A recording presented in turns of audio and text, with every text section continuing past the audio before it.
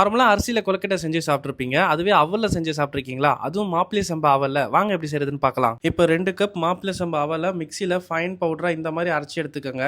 இந்த மாரி மாப்பிள்ளை சம்பா அவல்ல நீங்க ரெசிபீஸ் ட்ரை பண்ணும்போது, உங்க டைஜஷனுக்கு ரொம்ப ஹெல்ப்ஃபுல்லா இருக்கும். உங்களுக்கு நெறைய நோய் எதிர்ப்பு சக்திய தரும்.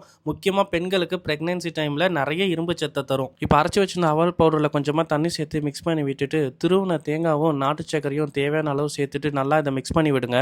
இப்போ தண்ணி பத்தலன்னா கொஞ்சமா தண்ணி தெளிச்சு கொழுக்கட்டை பிடிக்கிற கன்சிஸ்டன்சி வர வரைக்கும் மிக்ஸ் பண்ணி விட்டுட்டே வாங்க. இப்போ இந்த மாதிரி கொழுக்கட்டை பிடிக்கிற கன்சிஸ்டன்சி வந்துருச்சுன்னா இப்போ கொழுக்கட்டை மிக்ஸ் நம்மளுக்கு ரெடி.